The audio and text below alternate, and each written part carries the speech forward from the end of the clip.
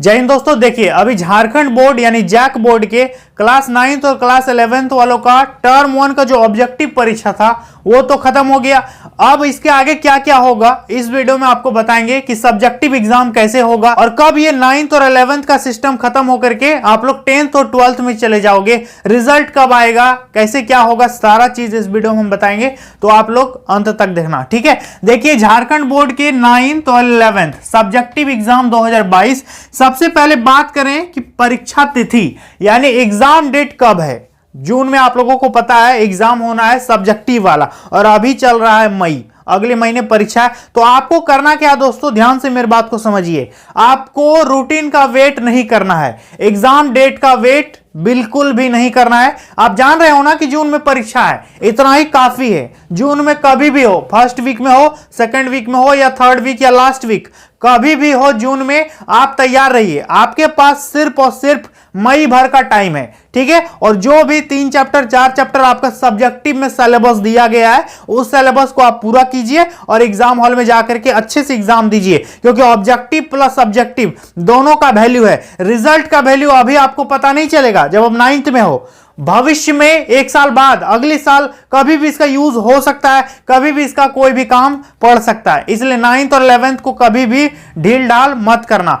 Subjective को उतना ही value देना जितना आपने ऑब्जेक्टिव को वैल्यू दिया और उमंग से परीक्षा देके आए ऑब्जेक्टिव वाला, उतना ही सब्जेक्टिव का भी आप लोगों को वैल्यू देना है। समझ में आ गया? तो समझ गए आप लोग। आप लोगों को एग्जाम डेट का वेट नहीं करना है, दिमाग में बैठा लो कि जून में परीक्षा है और मेरे पास सिर्फ मई है, हमको इसी में तैयारी करना है, फालतू समय बर्बाद इधर उधर नहीं करना है। समझ में आ गया? और इस एग्जाम के बाद एक आप बहुत ही बड़े क्लास में चले जाओगे जिससे आपका फ्यूचर डिसाइड होगा मैट्रिक में और इंटरमीडिएट में। समझ में आ रहा है? देखो, तो सबसे पहले एग्जाम डेट का वेट नहीं करना है। एग्जाम आपका जून में निर्धारित है और जून में ले लिया जाएगा 100%, 200%, इस पे कोई दो मत नहीं है। Is that clear? Now coming to the next point, नया क्लास। आप लोगों का नया क्लास कब से स्टार्ट होगा, ध्यान दीजिएगा। जैसे ही जून में आप लोगों का एग्जाम खत्म होगा, 1 जुलाई से आप 10th के स्टूडेंट कहलाओगे, 1 जुलाई से आप 12th के स्टूडेंट कहलाओगे, 11 से आप 12th चले जाओगे और 9 से आप 10th में चले जाओगे। समझ पा रहे हो? यानी 1 जुलाई तक ही आप 9th और 11th में हो। 1 जुलाई के बाद आप 10th के स्टूडेंट कहलाओगे। आपका नया सेशन कब से स्टार्ट हो रहा है? 1 जुलाई से। इस बात को ध्यान रखिएगा। तो नया क्लास 1 जुलाई से शुरू होगा। तैयारी कैसे करें, सब्जेक्टिव की तैयारी कैसे करें, तो ध्यान दीजिए। सबसे पहले आप उठाइए सिलेबस और डिवाइडेड सिलेबस। 2 PDF हम टेलीग्राम में आप लोगों को दिए थे और उम्मीद है बहुत सारे विद्यार्थियों के पास होगा ही। सबसे पहले तो आपका 75% जो सिलेबस दिया गया था उसको 2 टुकड़ों में बांटा गया है, एक टर्म 1 के लिए और दूसरा था टर्म 2 के लिए। तो टर्म 1 वाला अब नहीं पढ़ना है, उसका तो एग्जाम खत्म हो गया। टर्म 2 वाला यानी दाएं साइड, राइट साइड में, इधर में जो भी था आपका सिलेबस उसको पूरा करना है। हर बुक में लगभग 4 चैप्टर 5 चैप्टर करके इस तरह है और छोटे छोटे क्वेश्चंस पर ज्यादा फोकस करोगे। समझ पा रहे हो? और इसके लिए स्पेशल हम वीडियो बनाने वाले हैं कि सब्जेक्टिव का स्पेशल कैसे तैयारी करोगे। आज के इस वीडियो में आपको ओवरऑल हम यही बताने वाले हैं कि 9th और 11th के फर्स्ट टर्म के एग्जाम के बाद अभी क्या क्या होने वाला है और आपको क्या करना है। तो कितने लोग चाहते हैं कि तैयारी रिलेटेड वीडियो चाहिए, तो यस लिख करके बताना मुझे। ठीक है, तो क्या हो गया, तैयारी कैसे करें इस पर एक स्पेशल वीडियो डेडिकेटेड आ जाएगा। इसके बाद है सिलेबस। सबसे पहले सब्जेक्टिव की तैयारी करने के लिए आपको सिलेबस का ज्ञान होना जरूरी है। बिना सिलेबस के आप भटक जाओगे इधर उधर, पता चलेगा कि टर्म 1 वाला पढ़ रहे हो जो कि हो चुका, अब उसका कोई काम ही नहीं है। समझ पा रहे हो? तो सब्जेक्टिव एग्जाम के लिए सिलेबस को देखिए। जो दाया वाला सिलेबस है, सिलेबस डिवाइडेड है ना, आपको जो डिवाइडेड सिलेबस दिया गया है, प्रथम सावधि, द्वितीय सावधि, टर्म 1 और टर्म 2, जो राइट साइड में था वही आपका अब एग्जाम में आएगा। समझ पा रहे हो? तो सिलेबस को कंफर्म कीजिएगा। किसके किसके पास सिलेबस नहीं है आप मुझे कमेंट सेक्शन में बताना, हम टेलीग्राम में फिर से डाल देंगे। ठीक है, इसके बाद बात करें कि पिछला क्वेश्चन, ध्यान दीजिए।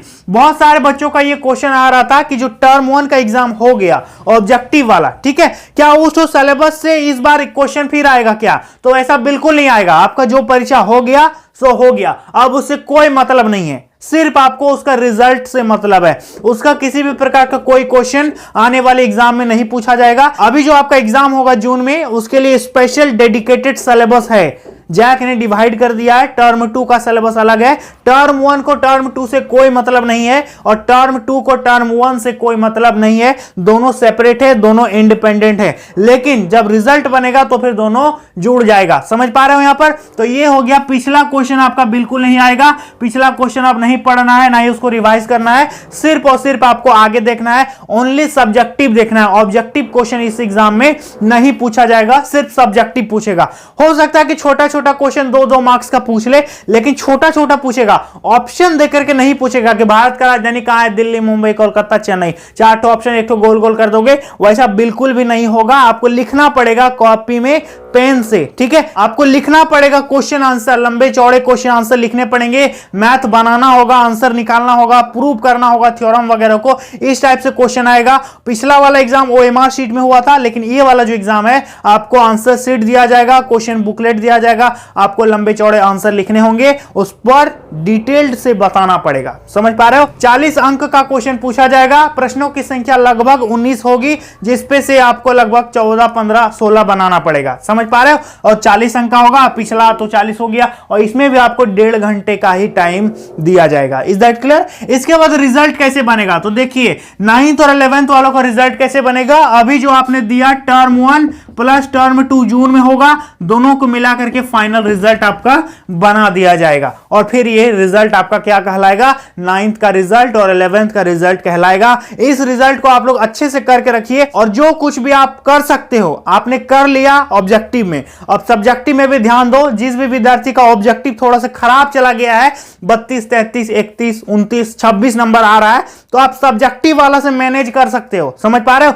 यदि आपका रिजल्ट खराब होने वाला है ऑब्जेक्टिव से, तो सब्जेक्टिव वाला आपको उसका बैकअप कर देगा, उसको मतलब मेंटेन कर देगा। तो सब्जेक्टिव वाला भी खराब मत कर लेना, ये बहुत ही जरूरी है। तो ये हो गया रिजल्ट कैसे बनेगा, दोनों को जोड़ दिया जाएगा। समझ आ गया? इसका रिजल्ट कब तक आ जाएगा? तो देखिए रिजल्ट कब तक आ जाएगा, तो ये जो ओएमआर शीट में आपका एग्जाम हुआ है, इसको कंप्यूटर चेक करेगा, इसको मैनुअली आदमी चेक नहीं करेगा, कंप्यूटर चेक करेगा, तो इसका रिजल्ट बहुत जल्द आ जाएगा। हो सकता है कि मई लास्ट तक आपका रिजल्ट हाथ पे दे दिया जाए। समझ पा रहे हैं? ऑब्जेक्टिव वाला, और फिर सब्जेक्टिव वाला आपका एग्जाम स्टार्ट हो जाएगा टर्म 2 का। Is that clear? इसके बाद बात करें, देखो कब तक आएगा, समझ में आ गया?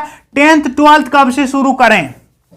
सबसे बड़ा सवाल है कि 10th 12th कब से शुरू करें। तो जब तक आपका सब्जेक्टिव एग्जाम नहीं होता है तब तक आप अभी स्टार्ट नहीं करोगे 10th और 12th का स्टडी। समझ पा रहे हो? जैसा ही सब्जेक्टिव एग्जाम आपका खत्म हो जाएगा, उसके अगले दिन से आप 10th 12th बिल्कुल पढ़ सकते हो, इस पे कोई दिक्कत नहीं है। लेकिन पहले आप जो आपके सामने एग्जाम आ रहा है उसको आप देखो। अभी 10th 12th की चिंता मत करो, आपका बहुत अभी टाइम बचा हुआ है। आगे हम आपको गाइड करते रहेंगे कि आपको क्या करना है, कैसे करना है, कब करना है, सारी चीजें आप लोगों को इस चैनल पर बताया जाएगा। बस आप लोग मुझे सपोर्ट कीजिएगा, चैनल को सब्सक्राइब कीजिएगा। और बहुत सारे विद्यार्थी मिलते हैं, मुझसे सेल्फी लेते हैं, बात करते हैं, कॉन्टैक्ट नंबर लेते हैं, तो काफी अच्छा लगता है। तो आप भी यदि मिलना चाहो तो मुझसे मिल सकते हो। मेरा इंस्टाग्राम आईडी है mohanblogs51। ठीक है, तो चलिए दोस्तों, मिलते हैं नेक्स्ट वीडियो में बहुत जल्द। तब तक के लिए बहुत बहुत धन्यवाद।